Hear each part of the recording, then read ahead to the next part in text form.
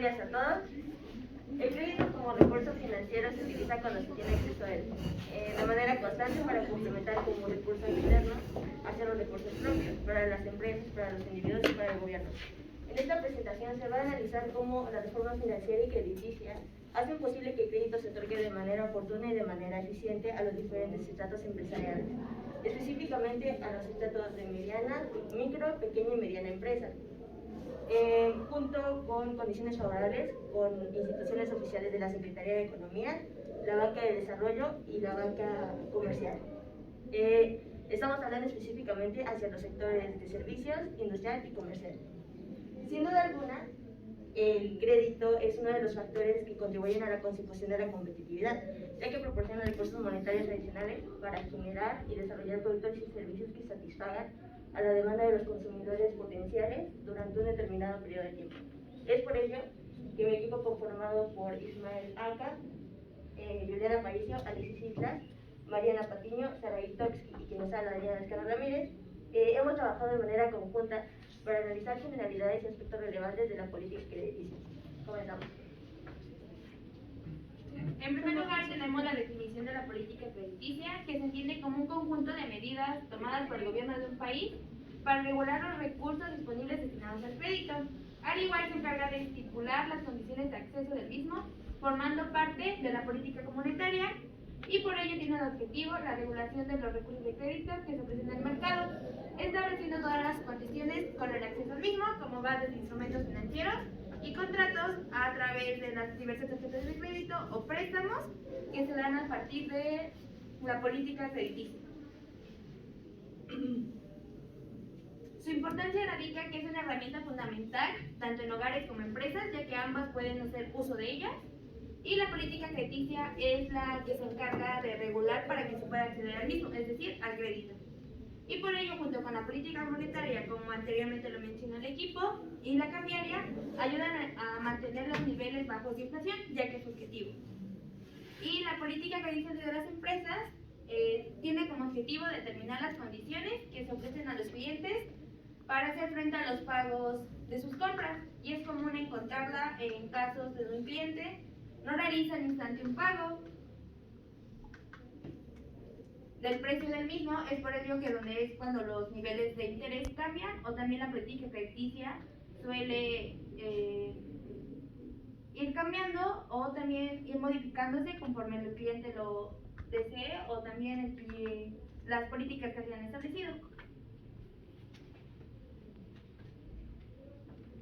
En cuanto a la historia, todo esto surge en un periodo posrevolucionario, es decir, a principios del siglo XX, ya que todas las autoridades financieras deben de contar con una política crediticia. En este caso, la política crediticia mexicana se estructura gracias a Banco de México y a la Secretaría de Hacienda y Crédito Público, que, como ya vimos, son las máximas autoridades en el sistema financiero mexicano.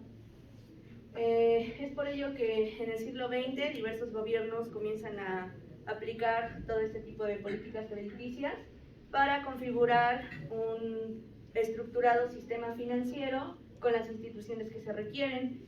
Todo esto para enfrentar los nuevos retos que se avecinaban, ya que después de la revolución hubo muchísima crisis económica.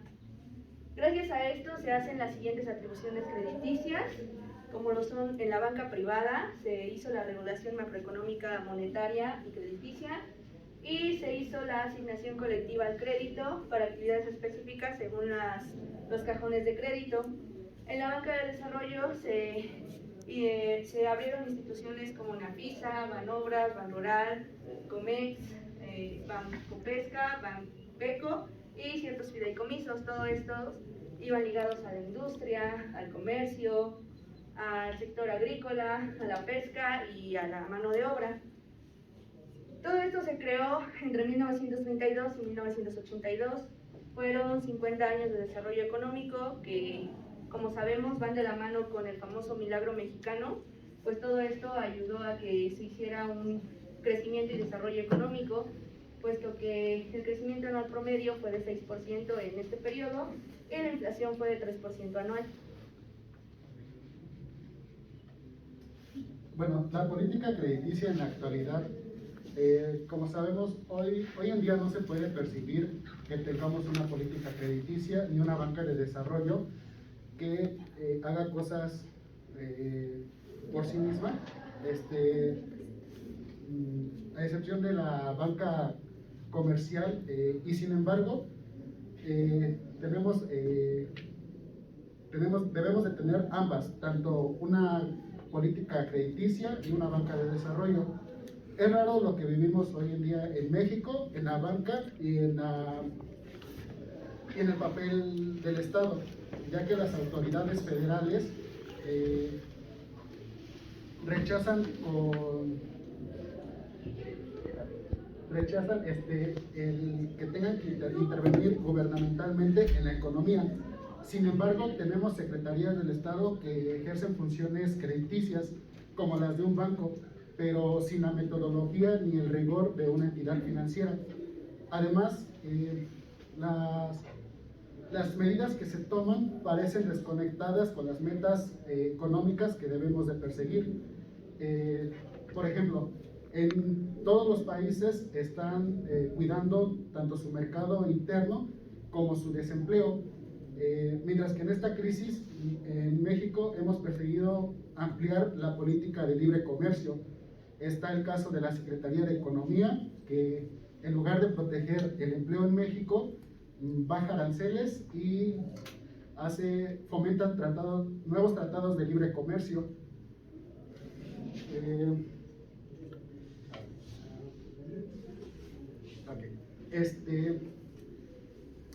Ya que con esos tratados de libre comercio amenazan con un gran drene al exterior, ya que con la demanda de bienes en México es más de importaciones, hay una consecuencia en la cual genera solamente empleo hacia otros países. Por último, la banca comercial no apoya mucho a las empresas productivas, especialmente a las medianas y pequeñas. Se ha enfocado solamente en crédito al consumo, especialmente vía tarjetas de crédito, y hasta recientemente, antes de inicios de la crisis, en viviendas. También ha venido apoyando las necesidades crediticias de las empresas grandes. Enfocándonos en las características, primero tenemos evitar riesgos, ya que se debe evitar cualquier riesgo que sea innecesario y que sea irrelevante. También se emprenden esfuerzos eficaces en cuestión de cobro. Se reacciona rápidamente cuando hay indicios de peligro o cuando se detecta que se puede perder una cuenta. Se va a ejercer una vigilancia constante sobre las cuentas que son las que están por pagarse.